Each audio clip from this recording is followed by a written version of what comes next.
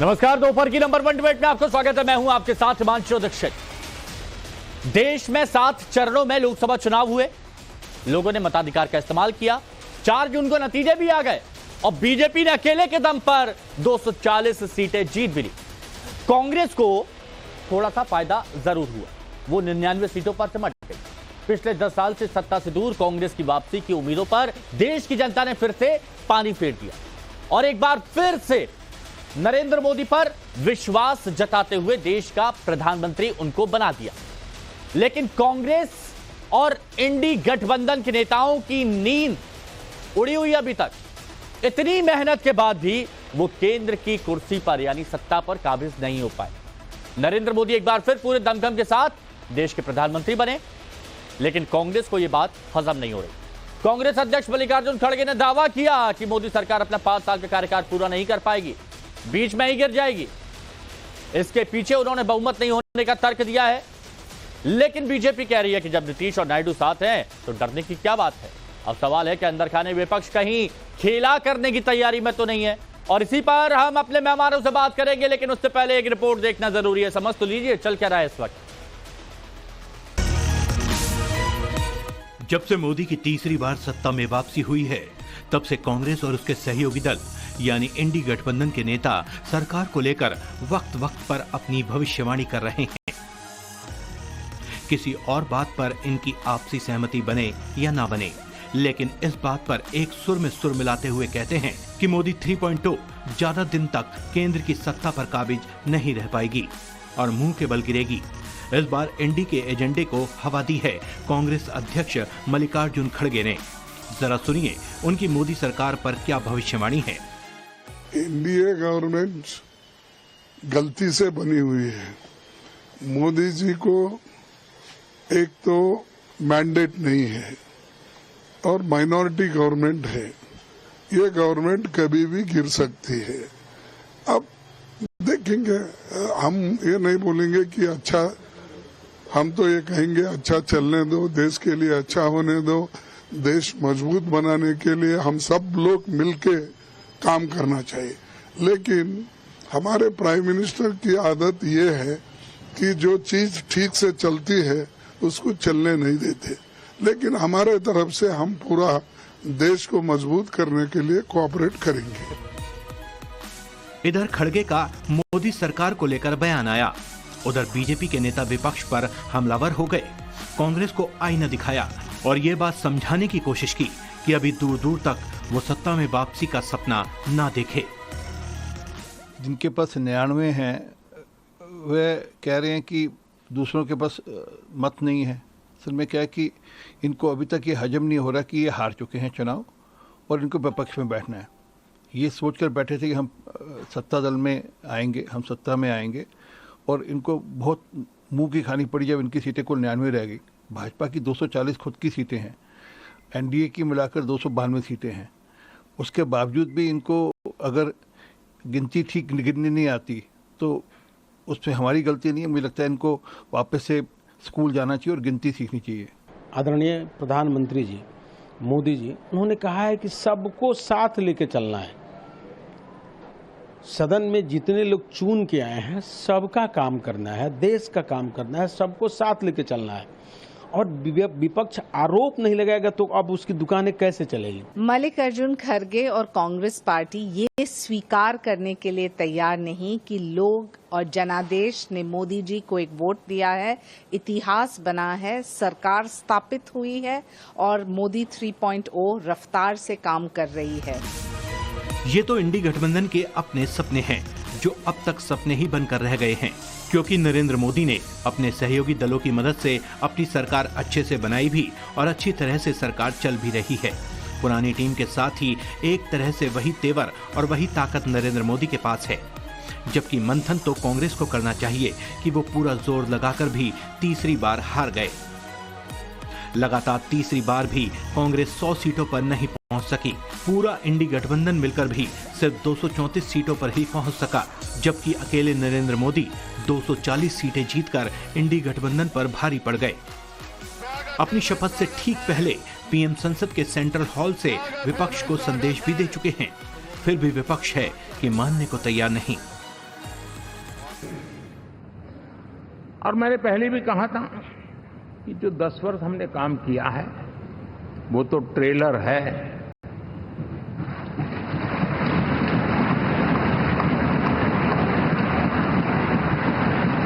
और वो मेरा चुनावी वाक्य नहीं था, ये मेरा कमिटमेंट है।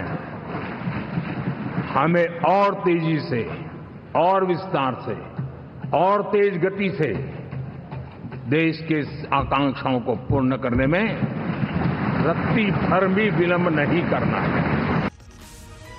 एक तरफ बीजेपी एनडीए में सबका साथ सबका विश्वास का हवाला दे रही है, तो दूसरी ओर इशारों में ये भी गिना रही है कि कांग्रेस मुंगेरी लाल के हसीन सपने देखना बंद कर दे। अब सवाल ये उठता है कि विपक्ष आखिर इतना कॉन्फिडेंट है तो कैसे?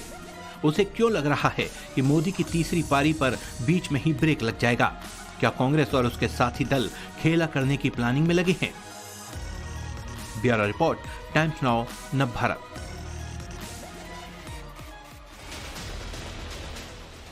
तो ये आपने देख लिया कि आज की डिबेट की हो रही है। अब जो मेहमान हमारे साथ जुड़े हैं उनसे हम आपको मिलवाते हैं। हमारे साथ में एसएन सिंह साहब बीजेपी के प्रवक्ता हैं।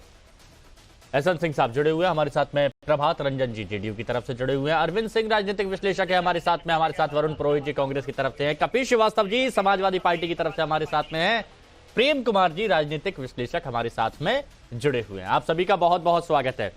वरुण जी, ये कैसा बयान है? मतलब क्यों ये माना जा रहा है कि भाई धोखे में ये सरकार बन गई है और गिर जाएगी बहुत जल्दी? बहुत कॉन्फिडेंट है खड़गे साहब। हिमांशु जी, अलायंस की सरकार बनी, मोदी जी की सरकार नहीं बनी है। पहले तो आप ये सब लोग डिसाइड देख लें, समझ लें। दूसरी बात, खड़गे साहब बहुत वरिष्ठ नेता है, आज के तो है नहीं जो चाहे जो बयान आजकल बीजेपी के नेता जैसे भी दे देते। तो उन्होंने कोई आशंका जाहिर की है तो सही की। क्या उनके आपने पूरा अभी वक्तव्य सुना? मैंने भी कई बार कहा कि जिस आदमी के या जिस जो इनका ग्रुप है जो सरकार चला रहा है, इनकी मानसिकता ही तोड़ फोड़ की है। जब ये जीती हुई सरकारें स्टेटों को गिरा सकते हैं बहुमत की, तो इनकी अल्पमत की सरकार क्यों नहीं गिर सकती? भाई आप मुझे बताइए। अच्छा। ये कोई सबसे बड़ी बात। दूसरी बात क्या, इनका कॉन्सेप्ट जो है ये चेंज नहीं करेंगे। मैं आपको बताऊं, इनका स्वभाव चेंज नहीं होगा। मैं आपका बहुत सम्मान करता हूं। मैं एक उनकी बात से मैं इत्तेफाक शायद नहीं रखता हूं। मैं ये जानना चाहता हूं कि आपकी नजर में वो सही है कि नहीं है? खड़गे साहब ने कहा है कि गलती से बनी है एनडीए सरकार। एनडीए का नाम लिया, गलती से एनडीए सरकार बनी है। ये बताइए सही है कि नहीं है?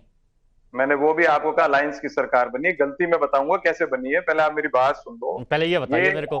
मैं वो बताऊंगा। 2 मिनट मुझे बोल लें तो फिर सबका नंबर आ जाएगा। मैं ये कह रहा हूं, जब तक ये पूंजीवाद की नीति, निजीकरण की नीति, मैं की नीति, अहम आडंबर जो अभी आदरणीय संघ प्रमुख ने भी कहा है, वो ठप्पा ही लगा दिया इनके ऊपर, अहंकार का, आडंबर का। ये जब तक नहीं हो, ये सुधार करेंगे, वो करेंगे नहीं। क्योंकि आपने देखा होगा पिछले 5-7 देखिए, मैं डिरेल नहीं होना चाहता वरुण जी, प्लीज मुद्दे पर आइए। डिरेल नहीं हो रहा, मैं गलती पे मुद्दे की बात कर रहा हूँ। क्यों गिरेगी सरकार? जब अब वही तो बता रहा हूँ मैं, इनका अहम जो है अहंकार है, उससे बाहर नहीं आएंगे। अगर उससे बाहर आने की इनमें प्रवृत्ति होती, जैसे एक एलिमेंट। चलिए, अहंकार वाली बात मैं कर देता हूं, ठीक है? अहंकार वाली बात ठीक है, उसका बीजेपी से जवाब ले लूंगा। मैं ये जानता हूं, मैं ये बस आपसे जानना चाहता हूं, गलती से बनी है एनडीए सरकार? गलती पे आ रहा हूं मैं। गलती पे मैंने आपसे कई बार डिबेट करी। गलती हुई है विपक्ष की। मैंने आपका था विपक्ष का ग्लैमर बना नहीं, मोदी जी का ग्लैमर रहा नहीं। वही मैंडेट आया। अगर विपक्ष बहुत मजबूती से लड़ता और बढ़िया ढंग से कैंडिडेट रहा, मेरे 3 महीने के वक्तव्य या डिबेट में सुन लो आप, मैंने कहा था कि विपक्ष मजबूती से लड़े तो 240 के 40 भी नहीं आएंगे। मैंने ये भी कहा था कि बनारस से भी नहीं जीत सकते मोदी जी अगर। तो मेरे को एक बात बताइए, ये आज आप क्लियर कर दीजिए। तो खड़गे साहब ये कहना चाह रहे थे कि इंडिया अलायंस की गलती से बनी है, ये कहना चाह रहे थे क्या वो? देखिए, उनके मैं अंदर तो जा नहीं सकता। कांग्रेस के अध्यक्ष हैं, वरिष्ठ नेता हैं, बुजुर्ग हैं। लेकिन गलती जो मैंने मानी वो विपक्ष की मानी। गलती विपक्ष के कारण थी। तीसरी बार मोदी जी प्रधानमंत्री बने। मोदी जी को मैंडेट नहीं है, मोदी जी को कोई लाइक नहीं कर रहा था, नहीं तो उनके खुद के इतने वोट कम नहीं होते। अच्छा। और हारते नहीं इतनी। ये यहाँ पर क्लियर करना बहुत ज्यादा जरूरी था कि खड़गे साहब किसकी गलती की बात कर रहे हैं। आपने ये मान लिया कि यहाँ पर गठबंधन की गलती थी कि सही से खड़े नहीं हो पाए, लेकिन हो सकता है कि... कह रहा हूं आपको 3 महीने से 4 महीने से कह रहा हूं ये बात। कपीश जी, आपको क्या लगता है कि खड़गे साहब किस गलती की बात कर रहे हैं कि गलती से बनी है एनडीए सरकार? कपीश जी, आपकी आवाज नहीं आ रही, शायद म्यूट है क्या? देखिएगा एक बार। देखिए, बहुत स्पष्ट सी बात है। हाँ। कि खड़गे साहब ने वही बातें कही हैं जो सामने सच्चाई है। अच्छा। और उन्होंने जो कहा है किसकी गलती से ये सरकार बनी है, उन्होंने ये नहीं कहा कि एनडीए की गलती से बनी है या हमारी गलतियों की वजह से बनी। ये तो वही साफ करेंगे, लेकिन इसमें कहीं दो राय नहीं कि जनता ने इनको मैंडेट नहीं दिया था कि तीसरी बार ये सरकार बनावे। और गलती से बनी हुई सरकार जहां तक हमें समझ में आता है वो ये है कि मोदी जी कहते हैं कि हम मुस्लिम आरक्षण होने नहीं देंगे, और आंध्र के हमारे चंद्रबाबू नायडू के मैनिफेस्टो में है कि मुस्लिमों को 4% का आरक्षण देंगे। जब नीतीश बाबू कहते हैं कि हम जातीय जनगणना कराएंगे, हम आरक्षण और बढ़ाएंगे पिछड़ों का, वहीं भारतीय जनता पार्टी इसकी विरोधी है। तो आप मुझे बताइए, जब विभिन्न मूल मुद्दों पे जो भारतीय जनता पार्टी का, चाहे सीए का मामला हो, चाहे एनआरसी का मामला हो, चाहे जो है वो इसका मामला हो, जो ये एक रंग और एक देश, एक संविधान और एक विधान और एक चुनाव, कहीं तो इनकी राय इनके साथ के ही एनडीए के अन्य जो गठबंधन दल हैं उनसे नहीं मिलती है। तो ये दुर्भाग्य से बनी हुई सरकार नहीं है। अच्छा कपिल जी, देखिए आपका अनुभव भी मेरे से ज्यादा है, आप बहुत अच्छे तरीके से अपनी बात रखते हैं। मैं बहुत पसंद करता हूं जब आप अपनी बात रखते हैं। आपने ये कहा कि इनके पास बहुमत तो है नहीं, ये सरकार, जनता ने इन्हें नहीं चुना है। मैं 2009 का उदाहरण आपके सामने रखना चाहूंगा। यूपीए 262, कांग्रेस 206, एनडीए 159, और वहां पर भी जो बहुमत था वहां तक यूपीए नहीं पहुंच पा रहा था। सपा बसपा ने बाहर से उनको दिया था समर्थन। तो क्या वो भी गलती थी? जनता ने पसंद नहीं किया था, फिर क्यों सरकार बनवाई? क्यों मनमोहन जी वहां पर आए? देखिए, बहुत स्पष्ट सी बात यह है कि भारतीय जनता पार्टी की तो ये सरकार है नहीं, और ना ये मोदी की सरकार है, ना मोदी की एनडीए की है। आप मानते हैं ना, एनडीए की मानते हैं आप? एनडीए की सरकार है। मैं तो आपको यही कह रहा हूं ना, हम सब लोग एक साथ रहेंगे। हाँ। आपको याद होगा जब बिहार में जनता दल के साथ ये गए थे, इन्होंने यही बात कही थी और ये भी बताया था कि मोदी जी और भारतीय जनता पार्टी इनकी सरकार तोड़ रहे थे और इनकी पार्टी तोड़ रहे थे। तो आज जो लोग पार्टी तोड़ रहे थे उनके साथ नीतीश बाबू खड़े हैं। ना केंद्रीय मंत्रिमंडल में प्रमुख कोई विभाग दिया, ना इनको जो है वो क्या बोलते हैं स्पीकर देने जा रहे हैं। तो जब स्पीकर इनका नहीं रहेगा तो ये एक बार भी अगर सर उठाएंगे तो मोदी जी तो तानाशाह व्यक्ति हैं। हाँ। इनकी पार्टी ही तोड़ देंगे इन दोनों लोग। अरे प्रभात जी क्या कह रहे हैं, बताइए ना। कपिल जी क्या कह रहे हैं? तो पार्टी टूट जाएगी अगर ये लोग सर उठाने की कोशिश करें। प्रभात जी, ये सरेंडर करें तभी चलेगी सरकार, वरना टूटेगी। सारे हमारे मित्र लोग ये जो इंडिया गठबंधन बनाए थे वो पूरी तरह से कंफ्यूज हो गए। हाँ। वो ये समझ ही नहीं पा रहे कि वो कहे तो क्या कहें। कह रहे गलती से सरकार बन गई है। हाँ। किसकी गलती सरकार बन गई? चुनाव में जो परिणाम आया है, जनता ने जो वोट दिया गया, जनता ने गलती किया है। तो जनता ने गलती कहाँ किया? जहां इन्हें जिता दिया वहां सही किया, जहां इन्हें हरा दिया वहां गलत किया है। या गठबंधन की सरकार है, सबसे पहले यह सोच लें। और एनडीए की सरकार है, यह भी वो जान रहे हैं।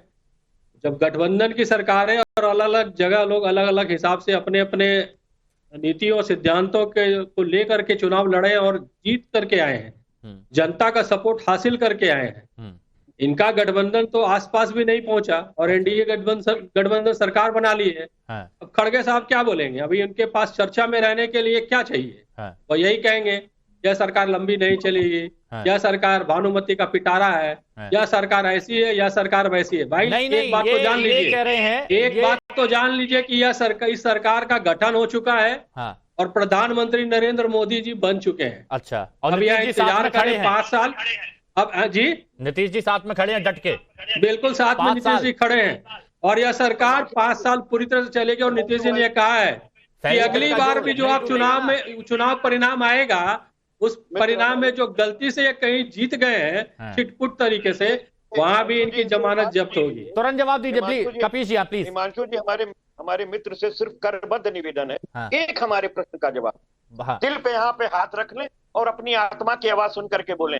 ये बताइए, जब आप राष्ट्रीय जनता दल के साथ आए थे और नीतीश बाबू ने कहा था कि अब हम सब लोग एक दिन एक साथ रहेंगे। हाँ। और ये हमारा भतीजा है, जो कहना है इससे पूछो।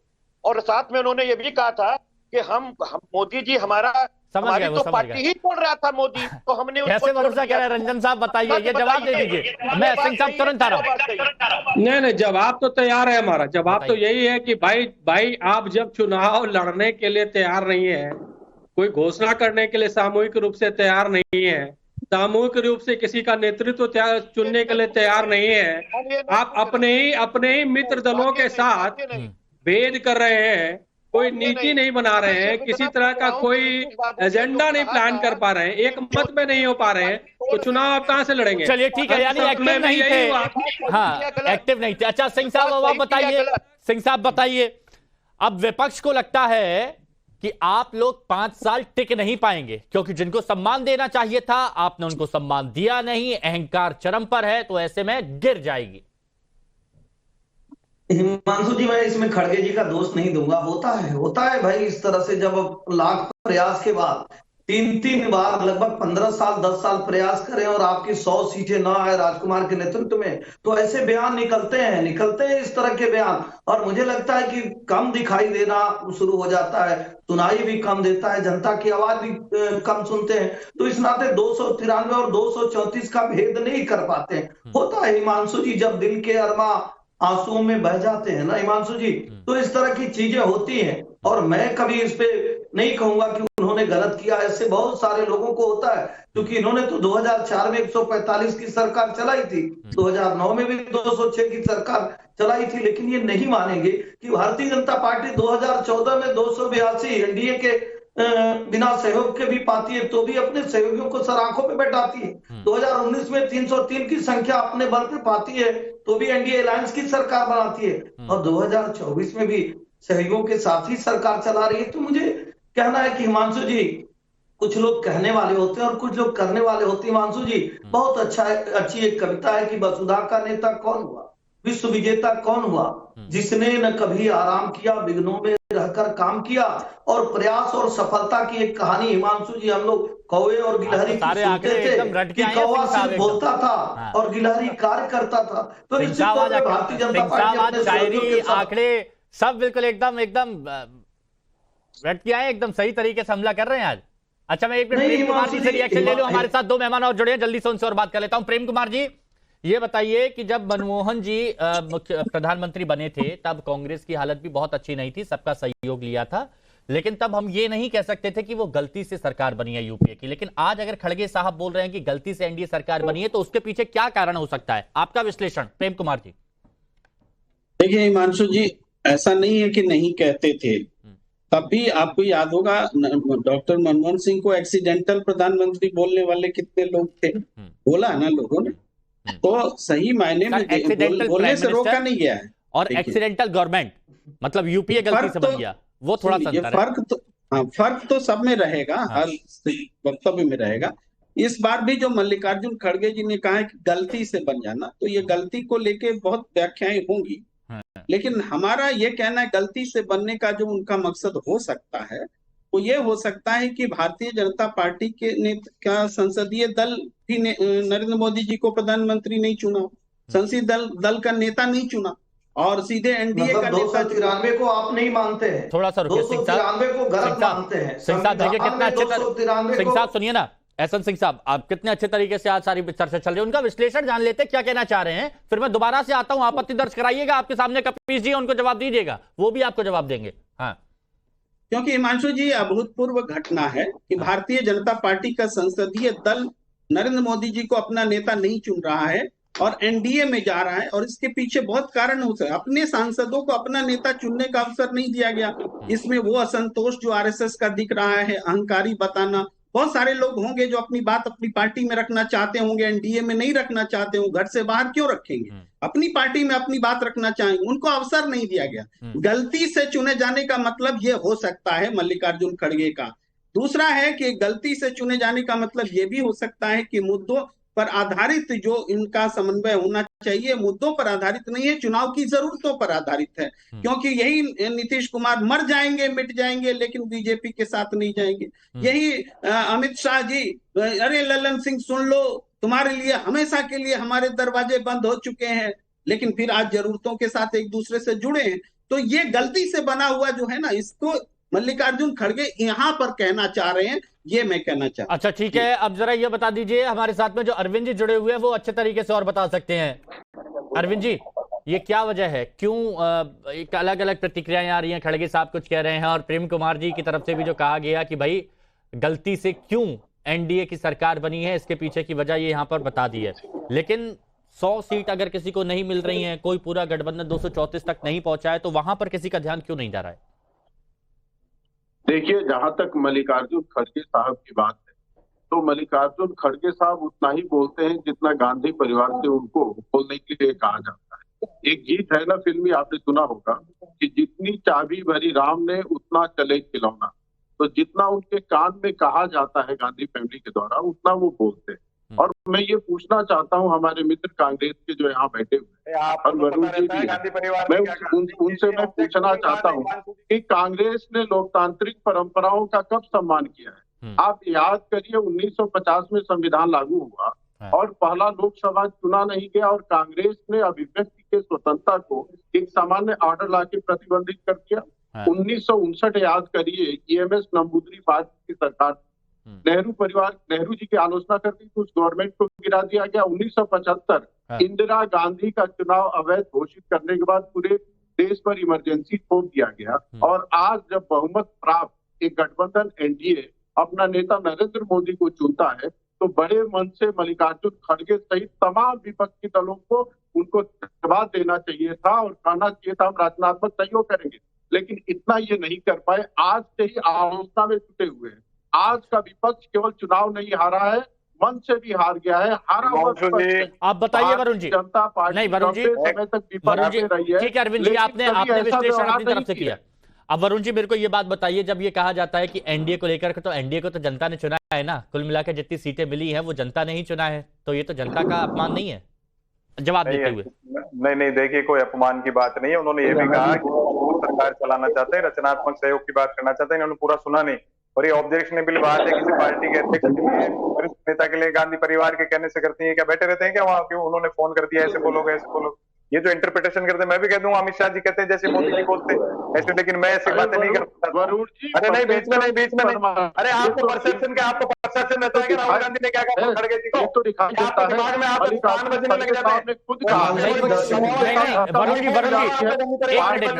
एक बात समझिए वरुण जी, उन्होंने कुछ उदाहरण भी दिए। गांधी परिवार की जयकार बात नहीं सुनता हूँ, गांधी परिवार को अरे उन्होंने कुछ उदाहरण भी दिए, उन्होंने कुछ उदाहरण भी दिए हैं कि भूतकाल में क्या क्या हुआ है। गांधी परिवार बोलता है जैसे बोलते हैं उतना ही बोलता है। आप देखने गए हो कौन कितना बोलता है? ऐसे एग्जांपल्स मैं नहीं मानता किसी बात। अरे वो बता रहे हैं इतिहास में क्या क्या हुआ। नहीं, ये क्या बताएंगे? बैठे रहते हैं क्या गांधी परिवार के साथ में खड़गे? अरे पूरा देश देखा तो पूरा देश टूट के बैठा रहता है गांधी परिवार के साथ में। राहुल गांधी ने लिख दिया।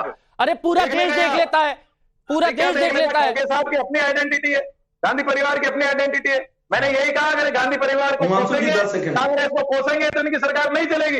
अभी भी मैं आपको कह रहा हूं उनकी मानसिकता यही है, 10 साल से यही हालत हो रही है। अच्छा मेरे को बताइए, आपने कहा कि विपक्ष तैयारी नहीं कर पाया, गांधी परिवार ही हर जगह आगे रहता है, गांधी परिवार ही हमेशा आगे रहता है, गांधी परिवार को ही हर जगह तरजीह दी जाती है, तो ये भी तो एक वजह हो सकती है कि शायद बलिदान दिया है इनके। क्या कौन से परिवार ने बलिदान दिया है मुझे बताओ ना।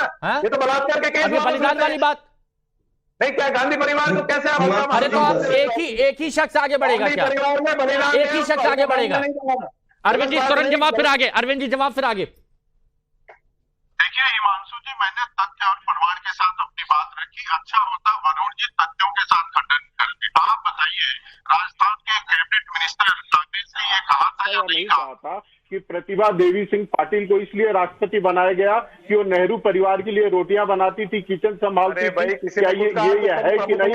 नेहरू गांधी परिवार का हकीकत हिंदुस्तान जानता है और नेहरू गांधी परिवार।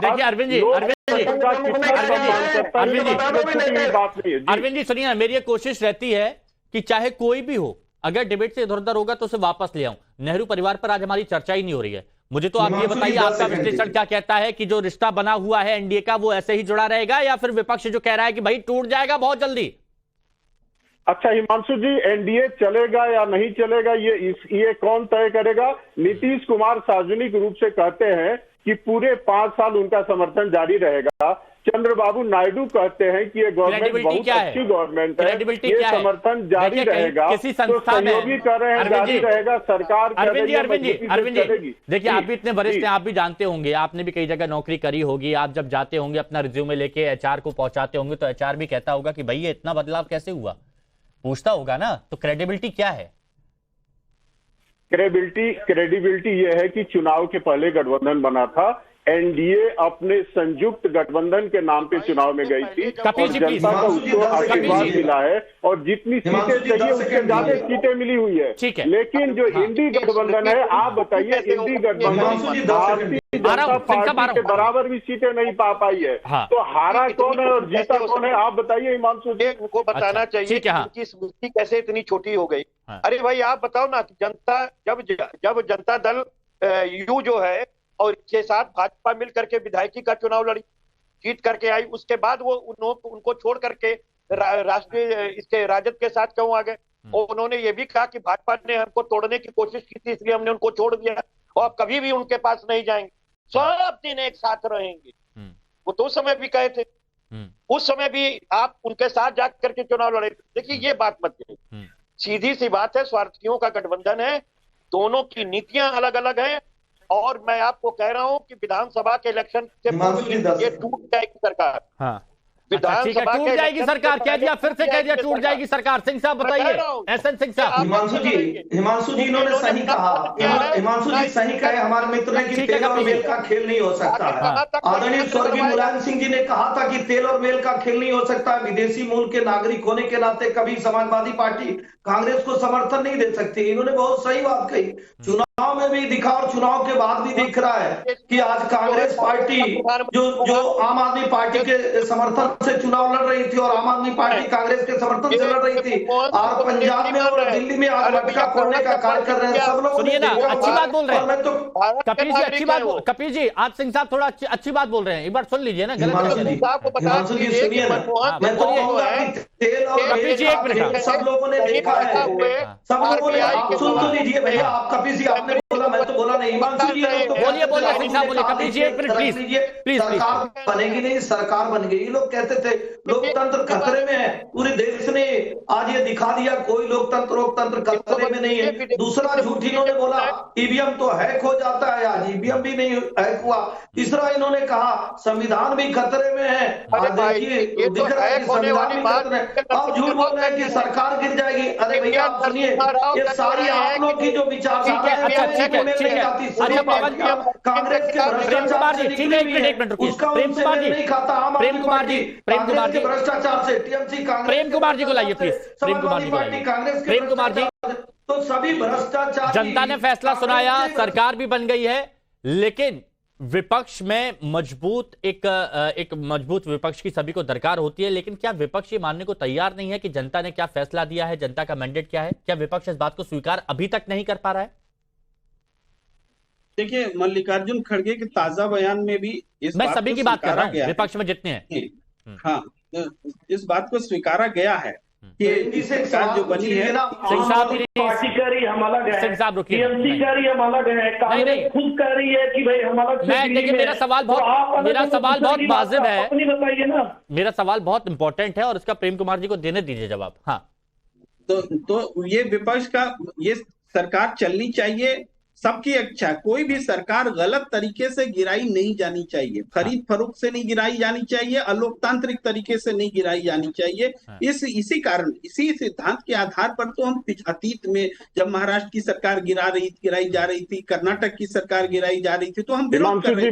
10 सेकंड दीजिएगा। तो आज भी अगर नहीं बोलने देंगे, नहीं बोलने देंगे। अरे सिंह साहब एक मिनट रुकिए ना, अरविंद जी को इधर लाइए और एक मिनट प्रेम जी आप अपनी बात आ जाने दीजिए।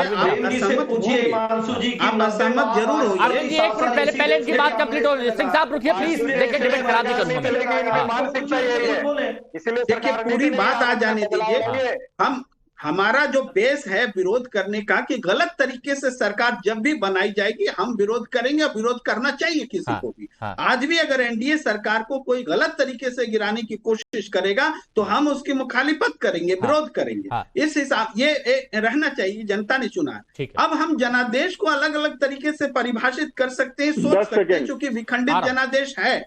देखिए, जनादेश की दिशा भारतीय जनता पार्टी के आकार को कम करने की है, 303 से 240 पर लाने की है। कांग्रेस को चुनाव होता है और एनडीए 293 पाती है। सिंह साहब रुकिए, मेरे को ऐसे डिबेट नहीं करता मैं, प्लीज। हाँ, मैं आ रहा हूं, आपको मौका देता हूं। इस जनादेश में कांग्रेस को 99 तक पहुंचाया है और बीजेपी को घटाया है। दो बड़ी पार्टियों को एक उल्टा है, लेकिन गठबंधन के तौर पर एनडीए को बहुमत मिला है, ये सच है। ठीक है, तो अब इसीलिए अरविंद तो जी सरकार है। अब अरविंद जी बताइए, अपनी बात रखिए। देखिए, मैं 10 सेकंड में 2 लाइन में जवाब रखता हूं। एक तरफ तो एनडीए को मिला है 292 और दूसरे तरफ जो इंडी गठबंधन है वो बहुमत से काफी पीछे है। अब एनडीए को बहुमत मिला है या नहीं मिला है, मुझे लगता है टाइम्स नाउ नवभारत के प्रबुद्ध दर्शकों पे छोड़ देना चाहिए। तू मैं से कोई फायदा नहीं है। दूसरी बात मैं कहूंगा, प्रेम जी के इस बात से मैं सहमत हूं कि किसी भी कीमत पर कभी भी खरीद फरोख्त को बढ़ावा नहीं दिया जाना चाहिए। खरीद फरोख्त जो है वो लोकतंत्र में धब्बे के समान है, कलंक के समान है। लेकिन हिमांशु जी, स्वतंत्र भारत में सुप्रीम कोर्ट में एक ही पार्टी पर दोष सिद्ध हुआ है, वो है भारतीय राष्ट्रीय कांग्रेस, जिसने झारखंड मुक्ति मोर्चा के सांसदों को पैसा देकर खरीदा था। और इस देश के सर्वोच्च न्यायालय ने कहा कि भारतीय राष्ट्रीय कांग्रेस ने सांसदों को खरीदने का पाप किया है। मुझे लगता है भारत के लोकतंत्र में कांग्रेस के पाप जैसा दोबारा कोई पाप नहीं होना चाहिए। इस बात से मैं प्रेम जी जो कह रहे हैं, यहाँ पर लगी मेरे को एकता, यहाँ पर लगी मेरी एक, यहाँ पर मेरे को एकता दिखी। अरविंद जी ने एक सवाल दागा, अरविंद जी ने किसी पर आरोप लगाया तो वरुण पुरोहित जी और कपिल श्रीवास्तव जी एक साथ बोले ये है एकता गठबंधन की। जी, लेकिन वरुण जी पहले आप पर, क्योंकि आपको मैं रंजन साहब आ रहा हूं। हाँ, इनको इन्होंने सरकारें गिराई। मैंने शुरुआत में कहा जिनकी मानसिकता डिस्ट्रक्टिव हो, चुनी हुई सरकारें गिराई इन लोगों ने। वो नहीं देखा, वो नहीं दिखा आपको। सुप्रीम कोर्ट में एफआईआर दर्ज हुई थी पहलवान बेटियों की, वो नहीं दिख रहा। सुप्रीम कोर्ट से हुई थी ना, फिर संविधान की धज्जियां नहीं उड़ी, कानून की धज्जियां नहीं उड़ी। कहीं भी बच्चियां बैठी थी दिल्ली में जंतर मंतर में, वो भी सुप्रीम कोर्ट के आदेश से हुई थी एफआईआर दर्ज। आप बताइए, में नहीं हुई थी। अच्छा नहीं, एक मिनट